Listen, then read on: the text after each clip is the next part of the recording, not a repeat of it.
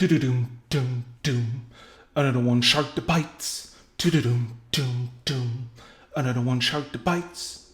Hello, beautiful people. Welcome to SharkBytes with Fred. Fred being me. It is episode number 2. So I'm going to talk about HashiCorp's Terraform. It is a technology that you can use to write, plan, and create infrastructure as code. I really felt in love with it for different reasons. One, I can code my cloud infrastructure. That gave me the opportunity to easily deploy some of my infrastructure, but also destroy my infrastructure. And you can version your infrastructure. I have a history about what I had to my infrastructure, what I changed it. It's easy to redeploy in different environments. Also more than just the cloud. To be honest, I don't know half of what you can do with Terraform, but what I know so far is really nice. So now I'm in my cloud dashboard, and I just want to show you as an example the droplets that I have right now. So I have 2 droplets. What I'm going to do, I'm going to say call it SharkBytes.tf. So the first step, I need to define my provider. So what I'm going to do, I'm going to say my provider is DigitalOcean, and here you put the provider that makes sense for you. And in my code, I need to put my access token. Second thing is I need to define my resource. So that's going to be a DigitalOcean droplet. I need to give a name to that resource. So let's call it SharkBytes because I'm super original. Droplet. I'm gonna need to configure that droplet. So in my case, let's say I'm gonna use a WordPress image.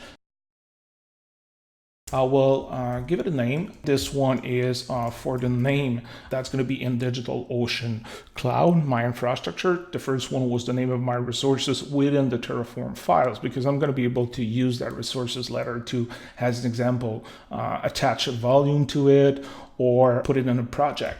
I need to define also in which region I'm going to deploy that resources. So let's say New York 3. We need the size. So let's take the less expensive one. Those are basic configuration I need to put.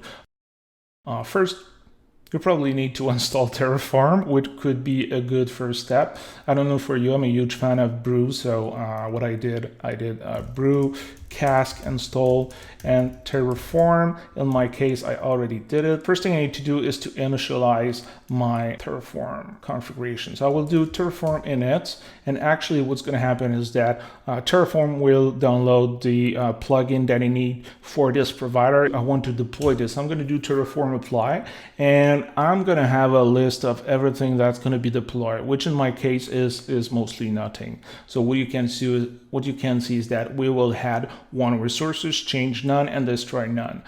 I'm going to say yes, and Terraform will create that droplet for me.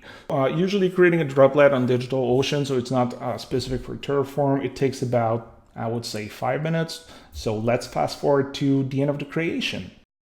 So now my virtual machine has been created. So if I go back to my dashboard, now I have my SharkByte droplets. So for me, it's like magic. I love it. I did this with the code. That was super easy to do. What I want to do right now, because I will not use that droplet, it was just for the demo, so I can do Terraform destroy.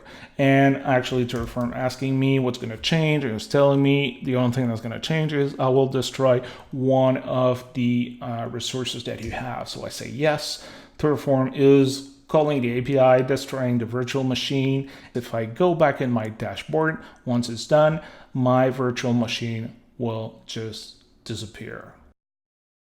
So that's it for today in terms of like demo. I know that was like super quick and really high level, but that is the goal of the podcast, quick and impactful type of demo. If you have any feedback, topics, idea for next SharkBytes, please drop a comment on YouTube, ping me on Twitter, I'm @fharper, or send me an email at sharkbytes@digitalocean.com. So on that note, see you next week.